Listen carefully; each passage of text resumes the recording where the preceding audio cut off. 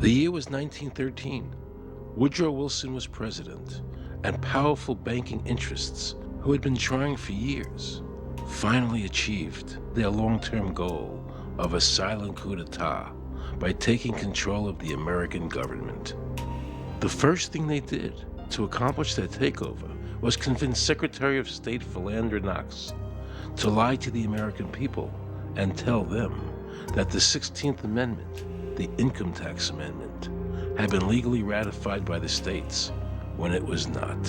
The bankers knew that this tax would ultimately end up in their pockets.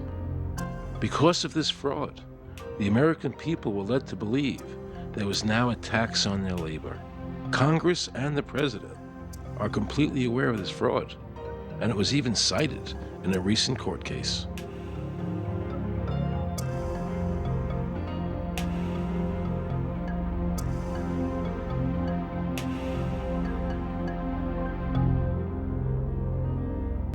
That very same year, the bankers committed their second and by far the most diabolical fraud ever perpetrated on the American people by bribing senators to pass the Federal Reserve Act without the required constitutional amendment.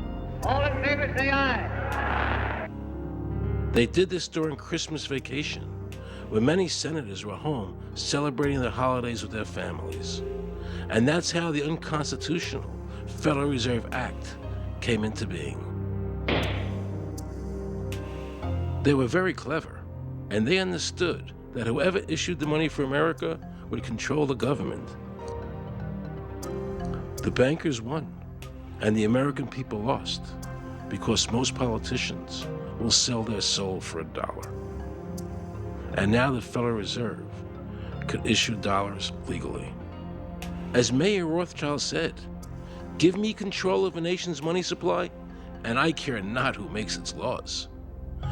He knew that he and the other bankers would now control the laws of the nation. Government gave these bankers one of its most important powers, and now had to borrow money from them and pay interest to finance the government. So the American people were forced to lower their standard of living and pay a graduated income tax to the government, just so the government could give these bankers more profits. President Woodrow Wilson, who signed the Federal Reserve Act into law, later said, in regret, "I am a most unhappy man. I have unwittingly ruined my country. A great industrial nation is now controlled by its system of credit. We are no longer a government by free opinion, no longer a government by conviction and the vote of the majority, but a government by the opinion and duress of a small group of dominant men."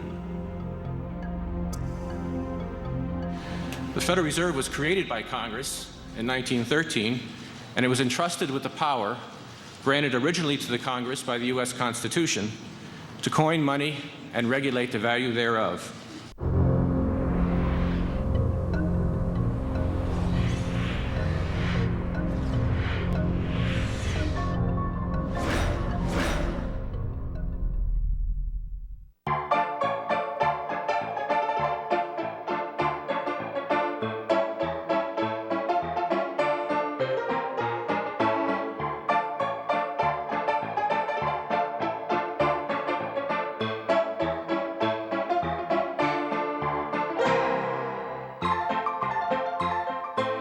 What's your name?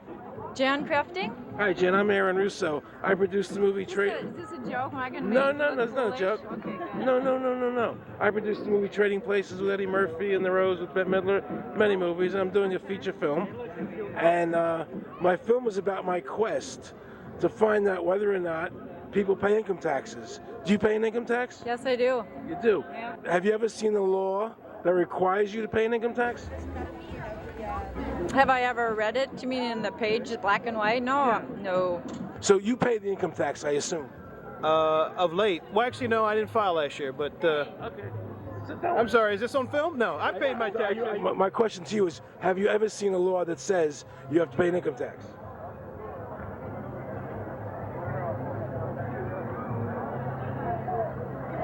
The law is that guy that wears that badge and a gun. That's the one that puts you in jail. That's the law. Actually, I can't stand the IRS. Okay. They're evil. Do you have any fear of the IRS? Not really, because I'm Canadian. I think it's actually unconstitutional, is what I've heard. Right. But to avoid any hassle, I pay it. If there was no law and I wasn't afraid of them coming and taking me to jail, absolutely, I wouldn't pay taxes. Okay, then no, I wouldn't pay income taxes. It's a no-brainer. You wouldn't pay it. I wouldn't pay it. Why would anybody? Because that's what they tell us we must do, else we're bad Americans. Would you pay it? No. Would you pay it? No. Why would you pay taxes if you're an actor? The income tax is not legal because it would be a direct tax and it is not apportioned as the Constitution demands. If it's against the Constitution, then why are we doing it?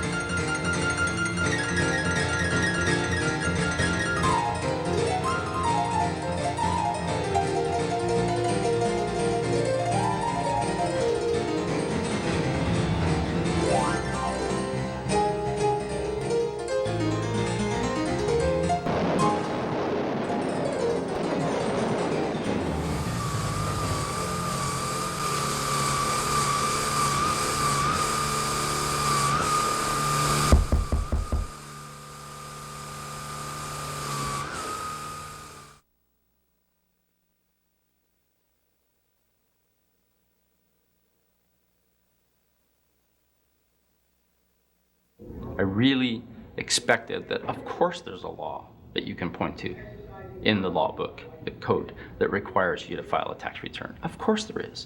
Maybe I don't know what it is right then as he was speaking to me, but sure. So naively, I agreed to go off and research it and get back to him. 3.5 months later, I was at that point where I couldn't find the statute that clearly made a person liable, at least not me and most people I know. And I had no choice in my mind except to resign. I had to leave the IRS because I presented evidence that I had accumulated indicating that the agency was violating the law and violating people's rights. And I asked the agency for a response to my sincere concerns. And the answer I got was that they would not respond to my concerns and that they would provide me with the paperwork necessary to tender my resignation. But We the People Foundation for Constitutional Education put a full-page ad in the USA Today on July 7th, 2000. And within the body of that ad was a $50,000 challenge for anyone that could show the law. And to me, $50,000 is a lot of money. So I went after that and did the research based on the fact that I thought, let's put this baby to bed. I'm hearing all these rumors. I'm going to kill 2 birds with 1 stone. I'll answer these people's questions that are asking me, and then I'll win this $50,000. And, based on the research that I did throughout the year 2000 and that I'm still doing, I have not found that law. I've asked Congress, we've asked a lot of people in the IRS commissioners, helpers. They can't answer, because if they answer, the American people are going to know that this whole thing is a fraud. I was surprised to hear these highly trained and decorated IRS agents telling me there was no law requiring American citizens to file a 1040 or to pay an income tax on their labor. I haven't filed an federal income tax return since I left. I have not filed a tax return since 1999. Approximately 67 million people don't file an income tax return. I made a decision to go to Washington so I could attend the We the People Foundation press conference. They were going to serve a class action lawsuit on the IRS, signed by over 3,000 people, because the IRS has refused to show the law that makes Americans liable to file a 1040 or to pay an income tax on their labor. I was very curious as to why the IRS refused to show the law, as it seemed such a simple thing to do. Yet I was skeptical about the Foundation's claims. There had to be a law, right? I mean, we've all been told over and over and over again that we had to pay income taxes. No answers, no taxes. No answers, no taxes. No answers, no taxes. No answers. Most people believe that the income tax system is legal and that the revenue from the tax is used in the public interest. However, there is a substantial, conclusive body of evidence that proves that our income tax system represents the most pernicious form of tyranny. It is the greatest hoax ever perpetrated by government against the working men and women of America. American citizens, along with the Foundation, have been asking the IRS to specifically provide them with the underlying legal foundation upon which they administer and enforce the personal income tax laws in our country. At the national level, when people would attempt to contact somebody of a much higher authority, say the commissioner, same kind of thing. They would get answers that were in effect non-answers. There are a group of people standing outside today who assert that no law requires you to pay taxes and that you will not answer their petition to the government as to whether they're required to pay taxes. Are they required to pay taxes? I've been paying my taxes ever since I had my first job, and I think it's a fundamental construct of our nation that those of us who expect and demand the services from our government that the government provides, be they the protection of our country through the military, or be they the education of our children, or be they the protection of our environment, that we must pay for those services. So yes, I think there is a fundamental obligation, and that it's an understood and well accepted one.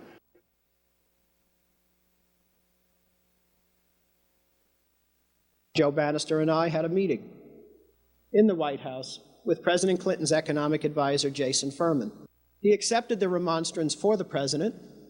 On June 2nd, I called and spoke with him. His words were, "We have decided that the issue of the legality of the income tax is not a high priority matter for the White House, and we will not be participating in any conference on the subject."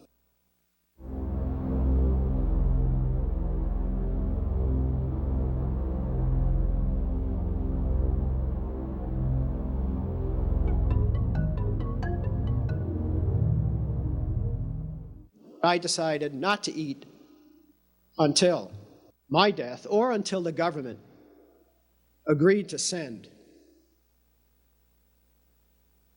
their experts to meet with the experts from the tax honesty movement. And with the help of Congressman Bartlett,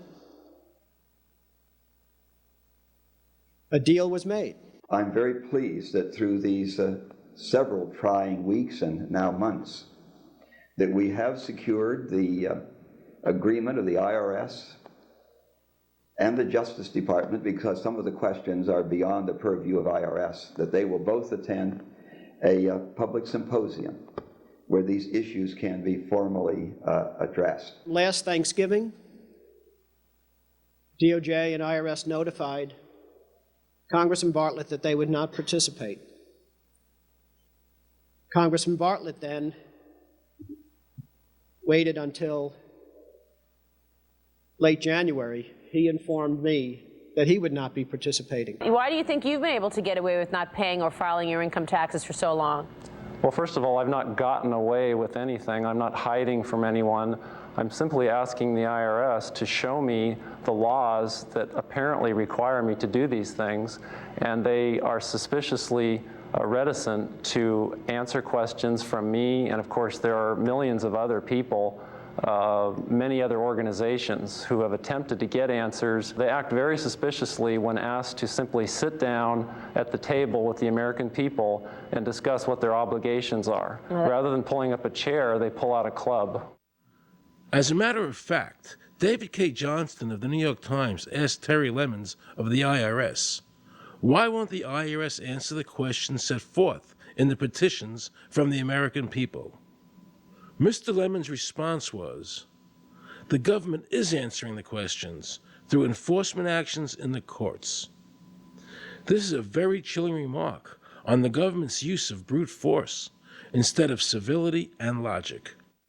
The federal government itself refuses to provide the American people who are coercively being subjected to this extraction of their private property without any underlying legal justification. There is no law that requires the average American worker in the private sector to pay a direct, unapportioned tax on their labor and compensation for services. There is no law. The march will stop in front of the IRS building. They are now going to serve a class action lawsuit on the IRS. Very courageous. My name is Charles Bell, and I'm here to serve this complaint on behalf of the American people to the Internal Revenue Service. The complaint is accompanied by an affidavit that's under the hand of Robert Schultz. Case was served. We'll call you with the case number. Case has been filed. We'll call you with the case number. Thank you. Okay, thank you. We appreciate your time. America, baby! Freedom! Today, effectively, the people have said to their servant government that that our rights are not going to be any longer denied, and that we're going to have answers to our petition, our legitimate, lawful petitions for redress of grievances, which are guaranteed in the First Amendment to our Constitution. So once and for all, we will get an answer. On August 31st, 2005, federal judge Emmett Sullivan ruled, the government does not have to answer the American people's questions, even though it is guaranteed in the First Amendment. Our courts have made a decision that government does not have to show the law that it enforces. And the press never reported on this. Have we given this judge the authority to overrule the Constitution, the very foundation of American life?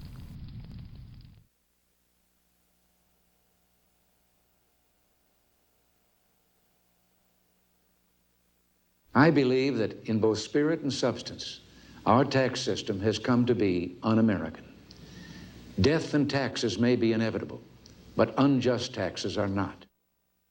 The country's taxes must be fixed, and I know what to do with it. If you think you're paying too much now, just wait till I get through with it. Now, Mr. Hanley, I'd like to ask you something. What does the government do with all the money we give them in taxes? When President Reagan was elected, one of the first things that he did was appoint a blue ribbon panel of business people headed by Peter Grace, and is commonly referred to as the Grace Commission. And their job was to research all the various areas of the federal government and make a report. One of the quotes from the Grace Commission is, 100% of what is collected is absorbed solely by interest on the federal debt. All individual income tax revenues are gone before 1 nickel is spent on the services taxpayers expect from government. If we pay the salaries of the congressmen and the senators, we're supporting them, aren't we? Well, yes. Yeah. Well, then why can't we list them as dependents and deduct them? We've been brainwashed. People have been told, that you need this income tax system to fund government, which is absolutely ridiculous. I mean, my question is, well, if that's true, how did we fund government from 1776 to 1913? The main purpose of the income tax is not to raise revenue, but to redistribute wealth and to control society. A lot of people might say, well, gee, if there wasn't an income tax, what would happen to education? They don't understand that education is paid for the most part, out of state and local taxes, your property tax. People might say, well, how are we going to build and maintain our highways? If there's no money coming into the government, we need our highways. There is a tax on every gallon of gasoline that people buy. Proceeds from the income tax do not pay for highway construction. The amount of money that we spend on defense is exactly equal to the amount of corporate income tax, which is quite legal and quite constitutional. I think we should not want the income tax for several reasons. One is that it is the instrument of totalitarianism. It is the means by which the government can manipulate people and put you into a condition of servitude. Every year you give the federal government a form that says, here's how all my money worked. If you lie, you could go to prison. So you're required to give them a financial statement that under, the force of law could put you in prison if it's not impeccable, right? And under the law, they're supposed to do the same. They're supposed to give you back a financial statement that says, here's what we did with your money, except you comply and they don't. In fiscal 99, the Department of Defense had 1.1 trillion of undocumentable adjustments.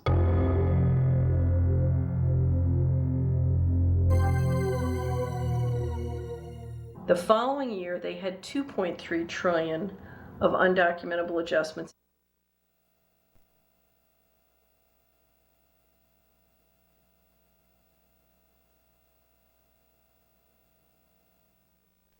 I decided to call the IRS. I spoke to Anthony Burke in Media Relations. He was very nice to me, and I explained to him that I was an award-winning film producer and that I was doing a documentary on the IRS. He seemed a bit stunned by this, then explained to me that Commissioner Everson nor anybody else would go on film to discuss the income tax. But he did say he would call me back. I thanked him for that, but I couldn't help wondering, why was the government making it so difficult for people to see the law? So I decided to bring my crew down to the IRS building to see if I could find some employees to interview. And here's what happened. I said you cannot film me, that's it. Who are you to tell me I can't film here? What's the law? Just tell me where the law is that says that. Can you show me the law that says I can't film here? Is America a free country? I told him they couldn't film here, and he's asking 9 million questions. I told him that's a federal government law. Hey, I told him he couldn't film here. He's telling me he's a citizen and all that, so hey. Told me I couldn't film here, I'm saying, where's the law that says I can't film here? And I'm asking another question, sir. Then Homeland Security showed up, because I was such a threat to Washington. You got a driver's license? Yeah, I do. Put that away for me. After convincing Homeland Security I really wasn't Osama bin Laden, I kept wishing the IRS would allow me to interview somebody. Why wouldn't they show the law? What were they so nervous about? I began to have a frightening thought. What if it was our own government we had to be afraid of? With that disturbing thought in my mind, I went to see a group of tax experts. You can look through the statutes and look for the law that requires you to pay. And when you do that, you can't identify a law that requires the average person in America who earns a wage and works in private business to pay an income tax. The Constitution allows for two kinds of taxes. They're called direct and indirect. The federal government in the Constitution can tax almost anything, as long as it apportions the tax if it's direct.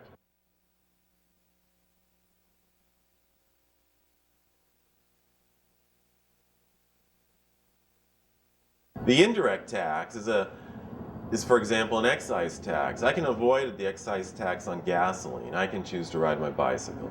I can avoid the excise tax on tobacco. I can choose not to smoke, or I can grow my own tobacco.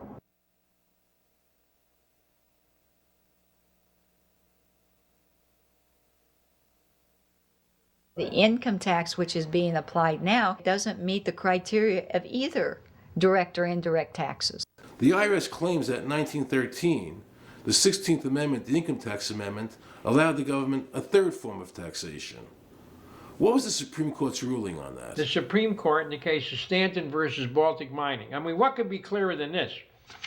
The provisions of the 16th Amendment conferred no new power of taxation. The Ruschauer case also said that the 16th Amendment did not impose any new taxes and did not change any of the taxing restrictions of the Constitution. There were also several other major Supreme Court cases in that same period from 1916 up until about 1923. Stratton Independence versus Hobart, Southern Pacific versus Lowe, Bowers versus Curbo Empire, Burnett versus Harmel, Doyle versus Mitchell. It's actually very simple.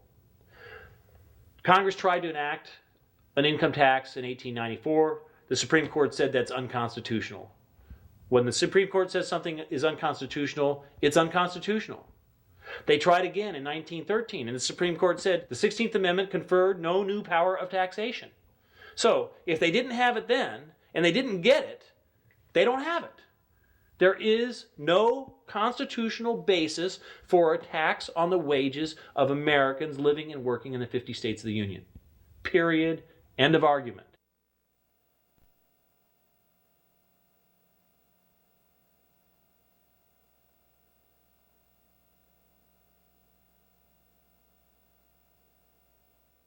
I have a letter here from Daniel Inouye's office of the United States Senate that says, based on the research performed by the Congressional Research Service, there is no provisions which specifically and unequivocally require an individual to pay an income tax. Period. End of story. There is no law, and to date, nobody has been able to show that there is a law for the average American citizen working day in and day out to pay an income tax. The definition of income in the Constitution was given in the Eisner versus Macomber case, and it turns on gains or profits that are made from some activity. Doyle versus Mitchell, 247 U.S. 179, 1918. Here's what he said. The idea of gain or increase arising from corporate activities. In other words, it doesn't mean wages, it doesn't mean dividends, it doesn't mean alimony. It means a gain or a profit arising from corporate activity.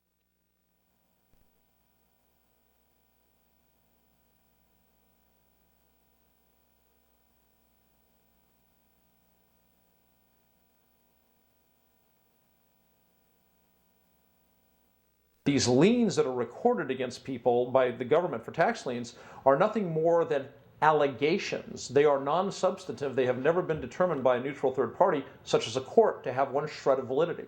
If you ever get a notice of an audit or anything else, the first thing you should do is a Freedom of Information Act request for records that they're using to substantiate or justify the audit. There is nothing in the Internal Revenue Code that creates any such thing as an income tax evasion or crime. There's nothing in the code that allows IRS agents to seize property. The government is involved in judicial blackmail.